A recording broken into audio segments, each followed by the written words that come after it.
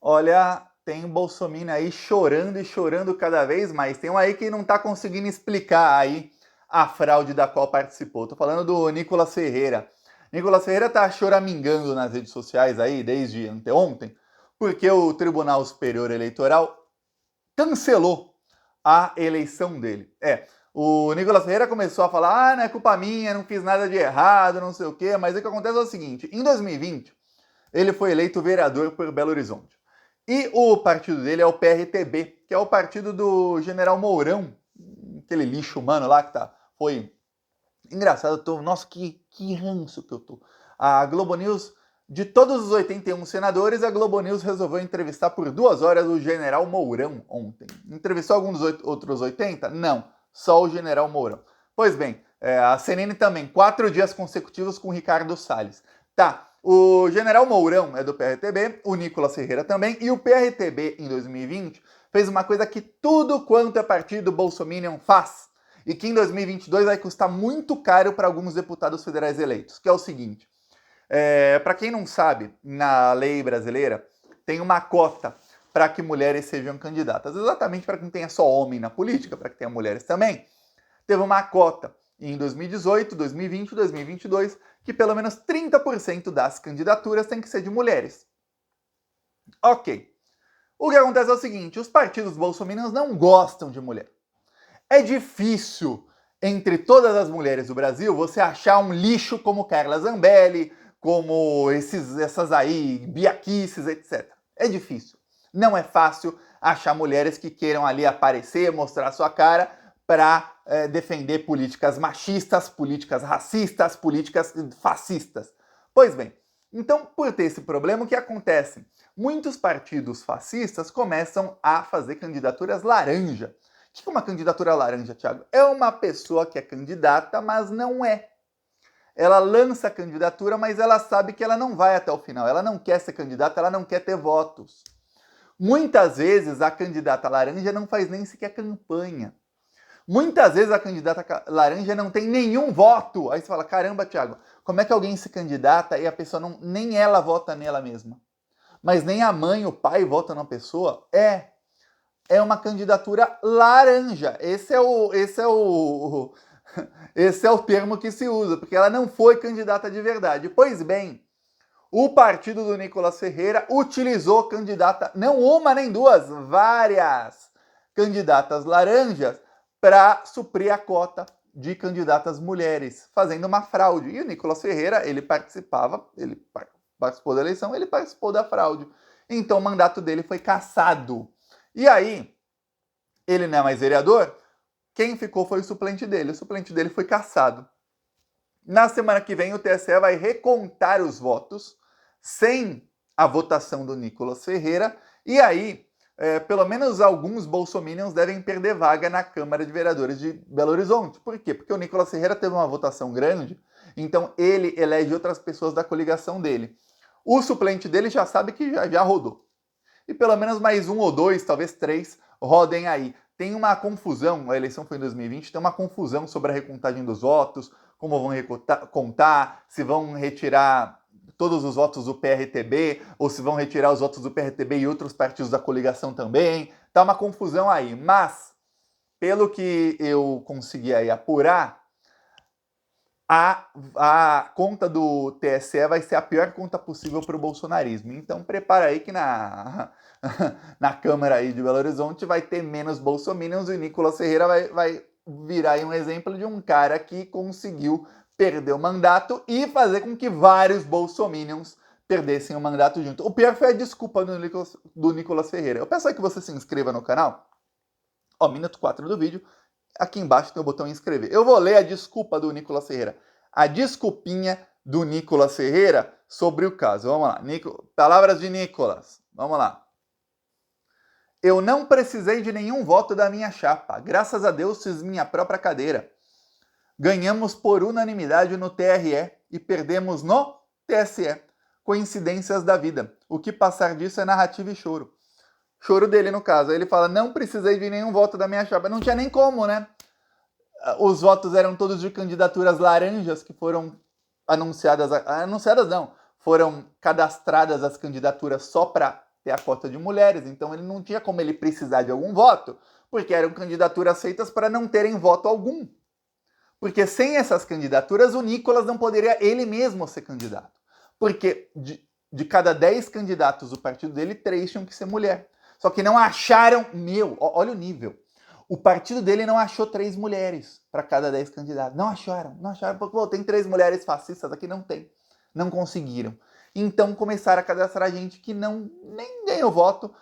O que o TSE averiguou é o seguinte, olha, você tem aqui algumas candidatas que, primeiro, não ganharam voto nenhum. Segundo, não declararam gastos de campanha. Terceiro, não declararam nem os bens delas.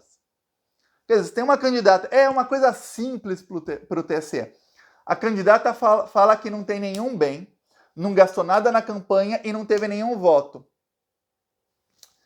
Que candidata ruim, né? Nossa, ela não tem nenhum bem, ela deve ser pobre. Ela não fez campanha, por que alguém não faz campanha? Não teve dinheiro? Que estranho. Aí não teve voto, mas nem ela votou nela mesma? Peraí. Aí começaram a ver, tinha candidata que tinha condição financeira de fazer campanha, tinha candidata que tinha bens. Nem precisaram quebrar os sigilos das candidatas, que viram que tinha candidatas que tinham vida muito boa. Ou seja, simplesmente emprestaram ali o nome, ou o partido pegou o nome delas e anunciou a candidatura para quê? Anunciou não, registrou, não foi anunciado para o público. Registrou a candidatura no TSE para quê? Para que o Nicolas pudesse ser candidato. Porque senão ele não poderia. E aí, queriam votos para ela? Não. Para elas? Não. Queriam votos só para o Nicolas, porque se elas tivessem votos, estavam tirando do Nicolas. Eram da mesma chapa, os votos delas ajudariam o Nicolas, os votos do Nicolas ajudariam a elas, mas o PRTB, o partido fascista do Nicolas, não tinha nenhuma intenção de eleger uma mulher. E olha, isso não é utilizado só pelo PRTB, o partido do Nicolas. Ele fala como se ele não participasse da vida política do partido, né? Ele fala como se ele fosse um cara, nossa, nem sabia, nossa, só fiz minha campanha aqui, me cadastrei por um partido aleatório, fiz minha campanha, me elegi, o problema não é meu. Não.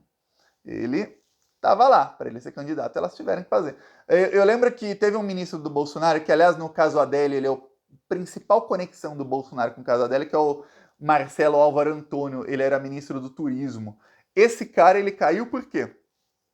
Ele era do PSL e o PSL fez candidaturas laranja. E aí, o que aconteceu? Aconteceu que o PSL fazia o quê? Na época, pior do que fez o partido do Nicolas. Além de ter candidaturas para mulheres, tem uma lei que os partidos têm que também, parte do dinheiro público que os partidos podem investir na campanha do fundo eleitoral, tem que ser para candidaturas de mulheres. Aí o Marcelo Álvaro Antônio, ele comandou um esquema que eles pegavam e roubavam esse dinheiro público. Eles davam dinheiro para as candidaturas de mulheres e as mulheres eram obrigadas a devolver o dinheiro de forma ilegal. Como? Eu vou te dar um exemplo. Uma das mulheres que foi aqui denunciou, ela fugiu para Portugal depois, o partido, o PSL, era o partido do Bolsonaro, deu para ela 70 mil reais para ela fazer a campanha por fundo partidário. Ela era obrigada a contratar uma gráfica, que era uma empresa de fachada, para depositar ali os 70 mil e fazer flyers para a campanha dela. Só que esses santinhos, esses flyers, né? Eu não gosto nem dessa palavra, flyer parece de balada, né? Santinho, esses santinhos não seriam impressos. Era só para ela devolver os 70 mil que ganhou de dinheiro público, e aí não seriam impressos os santinhos, voltaria para o PSL, que eles eram donos da gráfica. Uma forma de... Muita gente não sabe, mas muito político rouba dinheiro público durante a campanha, sabia? É dado o fundo eleitoral e o fundo partidário. E aí os partidos dão para os candidatos fazem o quê? Eles gastam milhões em gráficas de amigos.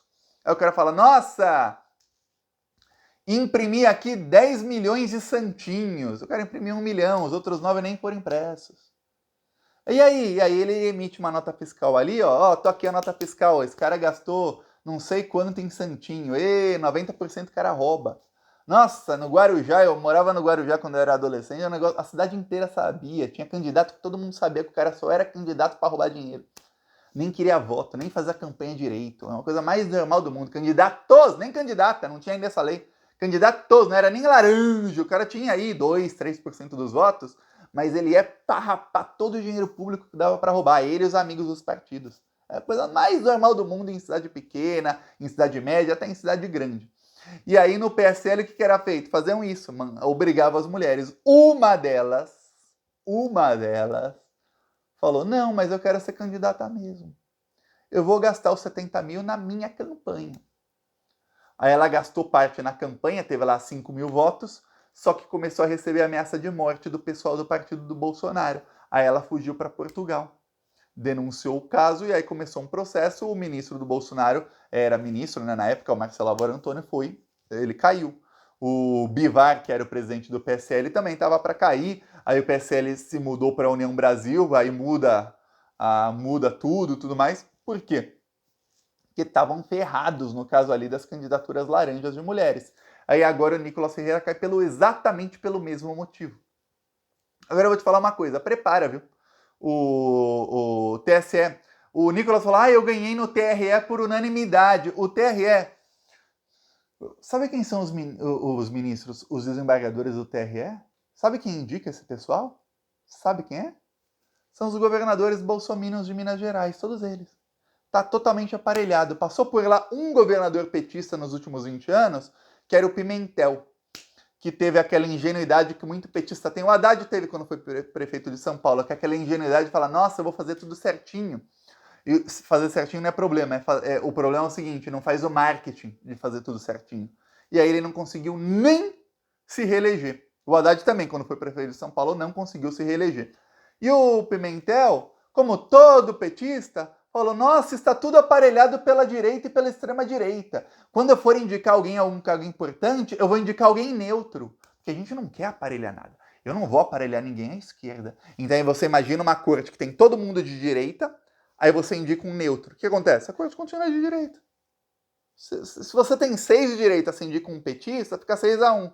Você tem 6 de direita, você indica um neutro, fica 7-0. O cara neutro vai com a direita.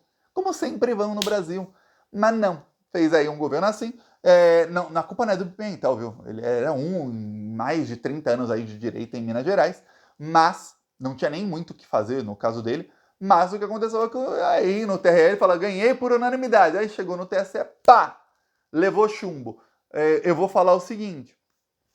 Na eleição de 2022, eu estava vendo matérias antes de fazer esse vídeo, tem candidaturas do PSD, em partidos em que o PSD apoiou o Bolsonaro, tem candidaturas do Patriota, lembra desse partido? Conhece? Pois bem, em pelo menos 10 estados tem suspeita de candidaturas laranjas do Patriota e tem suspeitas no PL. Só que tem uma coisa, eu vou falar, o PL do Valdemar da Costa Neto, ele não é tonto. Eu duvido que o Valdemar da Costa Neto tenha cometido esse crime em um estado, eu já vou ficar surpreso. Se ele cometeu isso em 2, 3, 4, 5 estados e saiu uma matéria no UOL com suspeitas em 3 estados, pelo menos, do PL do Bolsonaro em 2022, para deputado federal. Olha, eu vou falar, pode demorar 1 ano, 2 ou 3. O TSE caça todo mundo. Caçando todo mundo, quem foi eleito de rabeira aí pelo coeficiente eleitoral cai junto, tá? A situação vai ficar bem feia para os bolsominions. Mas, olha só que coisa. Dizem que hoje tem um 5-2 para tornar o Bolsonaro inelegível no TSE. Para tornar a Carla Zambelli, o Nicolas Ferreira e outros bolsonaristas golpistas, aí não por candidatura laranja, por serem golpistas, tem 6-1, sabia disso? Um dos ministros, ele vota se for o Bolsonaro.